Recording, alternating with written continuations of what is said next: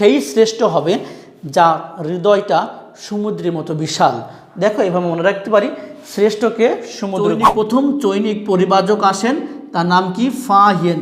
এটা আমরা কীভাবে মনে রাখতে পারি?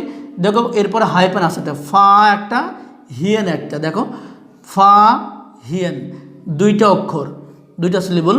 তা আমরা মনে রাখবো যে দ্বিতীয় চন্দ্রগুপ্ত সময়ে ফা হিয়েন। আসসালামু আলাইকুম সুপ্রিয় ভিউয়ার্স, আমরা প্রাচীন বাংলা ইতিহাসের দ্বিতীয় পর্বে আজ ক্লাস করব আমরা যে গুপ্ত সাম্রাজ্য নিয়ে। এই গুপ্ত সাম্রাজ্য নিয়ে খুব গুরুত্বপূর্ণ ক্লাসটি অবশ্যই তোমরা মনোযোগ সহকারে দেখো। তোমার কয়েক ঘন্টার পরিশ্রম কয়েক মিনিটে হয়ে যাবে, দেখো পড়া হয়ে যাবে ইনশাল্লাহ। আসলে আমরা ক্লাসটি মনোযোগ সহকারে করি। গুপ্ত সাম্রাজ্যের প্রতিষ্ঠাতা হচ্ছে চন্দ্রগুপ্ত, প্রথম চন্দ্রগুপ্ত। গুপ্ত বংশের প্রতিষ্ঠাতা কে? প্রথম চন্দ্রগুপ্ত। প্রথম চন্দ্রগুপ্ত। এবং গুপ্ত বংশের শ্রেষ্ঠ রাজার নাম কি? তার নাম হচ্ছে সমুদ্রগুপ্ত।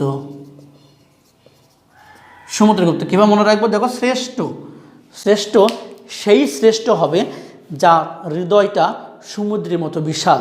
দেখো এভাবে মনে রাখতে পারি, শ্রেষ্ঠকে সমুদ্রগুপ্ত।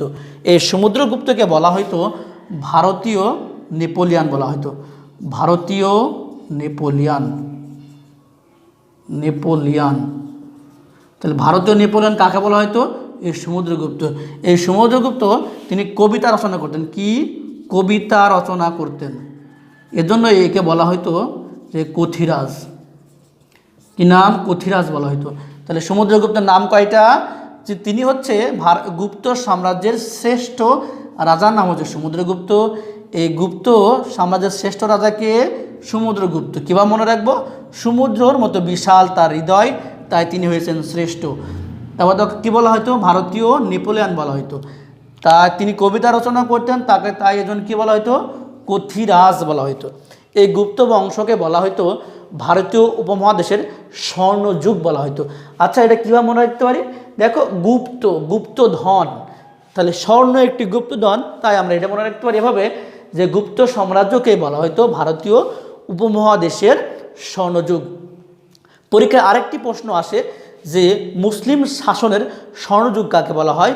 মুসলিম মনে রাখা ভালো হবে, মুসলিম সাম্রাজ্যের যে মুসলিম শাসন আমলের স্বর্ণযুগ বলা হয় আলাউদ্দিন হুসেন স্যার আমলকে, এবং ভারতীয় উপমহাদেশের স্বর্ণযুগ বলা হয় গুপ্ত সাম্রাজ্যকে। এটা আমরা মনে রাখবো। এই গুপ্ত সাম্রাজ্যের সময় দুইজন পরিব্রাজক, চীনা পরিব্রাজক, চৈনিক পরিব্রাজক আসে দুইজন। প্রথম যে আসে সে ফা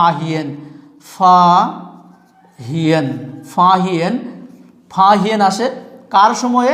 যখন দ্বিতীয় চন্দ্রগুপ্ত রাজা ছিলেন। দ্বিতীয় চন্দ্রগুপ্ত যখন রাজা ছিলেন তখন প্রথম চৈনিক পরিব্রাজক আসেন, তার নাম কি? ফা হিয়েন। এটা আমরা কীভাবে মনে রাখতে পারি? দেখো এরপরে হাইপেন আসতে, ফা একটা, হিয়েন একটা। দেখো ফা হিয়েন, দুইটা অক্ষর, দুইটা সিলেবল। তা আমরা মনে রাখবো যে দ্বিতীয় চন্দ্রগুপ্ত সময়ে ফা হিয়েন আসে। খুব ইন্টারেস্টিং। দেখো ফা হিয়েন কোন সময় আসে? দ্বিতীয় চন্দ্রগুপ্ত। ফা হিয়েন কেন আসে? এই বৌদ্ধ ধর্মের যে একটি গ্রন্থ বিনয়া পিটক, এর অরিজিনাল কপি নেওয়ার জন্য আসেন। বিনয়া পিটক, বৌদ্ধ ধর্মের একটি গ্রন্থ, নাম কি? বিনয়া পিটক।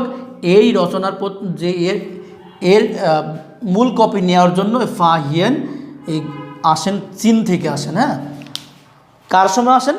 দ্বিতীয় চন্দ্রগুপ্তের সময় আসেন।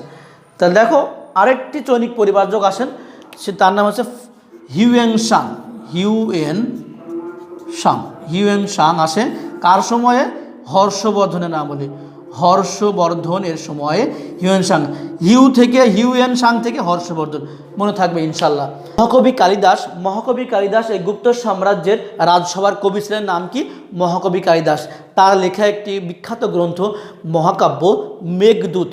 এই মেঘদূত মহাকাব্য রচয়িতাকে মহাকবি কালিদাস। খুব গুরুত্বপূর্ণ পরীক্ষা আসে। এই সময়কার আরেকটি গুরুত্বপূর্ণ নাম, সেটা মহারাজাধিরাজ।